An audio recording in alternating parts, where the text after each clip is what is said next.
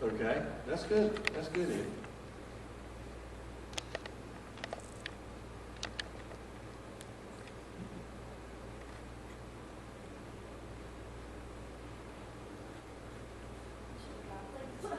Yeah, that's good. Okay, now let's look over there at Long Tall Sally. Where's Sally? I guess probably the joking that we do together, and the fact that you just mentioned it a while ago when we went to prison last time. I go in there with a bunch of federal inmates, and you don't know if they're waiting to murder trials or rape or whatever. And I walk in, I said, I'm sure am glad you guys are here tonight so we could come see you, because if y'all weren't here, I wouldn't have nowhere to be tonight. Let's start out with them saying, we're glad y'all came. And instead of saying, well, we're glad to be here, Stephen says, well, we're glad you're here. We said, we're glad you came. He said, well, we're glad you're here. And I told him, Stephen said, I said, I wanted to pull him out of there because I all of a sudden thought that we're going to get ready to fight. but I guess anytime we go into prison, it doesn't matter if it's when I go on a Thursday night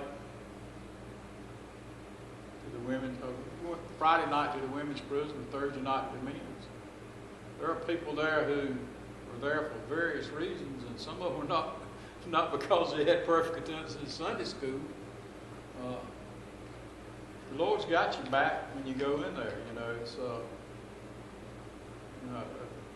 I just walk through there, and when that final gate clunks behind me, I say, well, if I don't come out of here tonight, I won't be here tomorrow morning, because if something happens really bad here, I'm going to be checked out. I'm going to be headed home. That's what we call it, the microphone. To the real home. Oh yeah, we're going to be in the real home on high. Now, I don't go in there anticipating that I'm ready to go on that given night, but you don't ever know. Just like I was watching the news just before we came, and so I'd seen it yesterday afternoon. There was a guy who died in a dirt cave-in accident over in Nash County.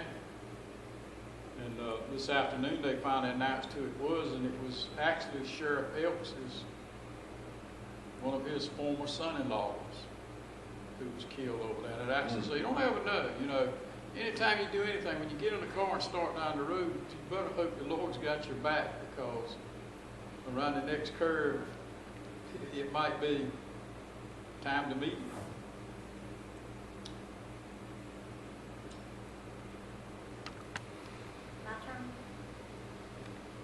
He's true. I don't know. I was looking for him to I was start going to tell back. him I didn't know, you know, Sunday morning, I'm a wisecracker like somebody else sitting on a stool up there is.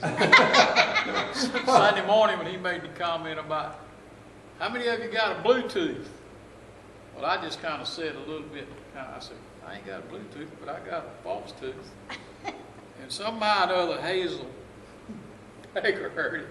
It got so tickled.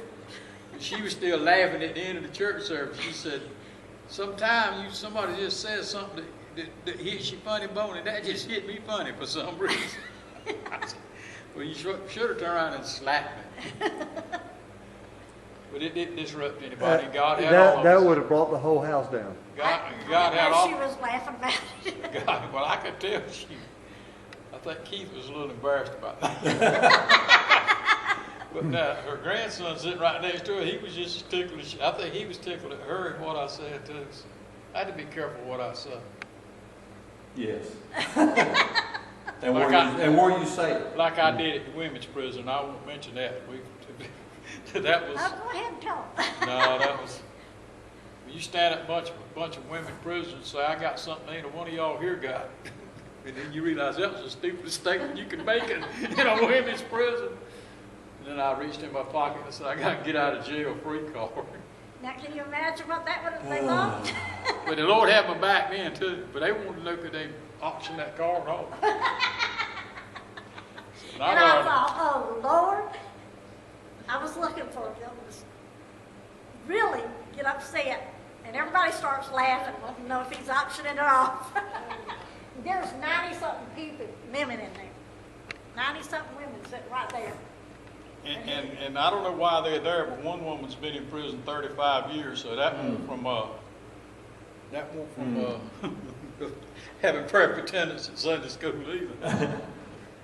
So she probably has perfect attendance. She's had perfect attendance for 35 years. Well, she actually, In fact, I did that. I was in there talking with some guys. I was sitting in the general population.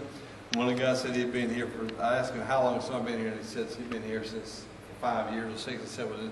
He said, well, what's that good for? I said, 6 years of perfect attendance. just like the two, David and I, we started out I one was wondering night. if I was getting kicked that We night. started out one night, and there were 2 guys that just got out of their cell for their hour, and they were going to over there talking on the telephone. I told them, I said, don't y'all stay out all night. He said, you ain't got to worry about that.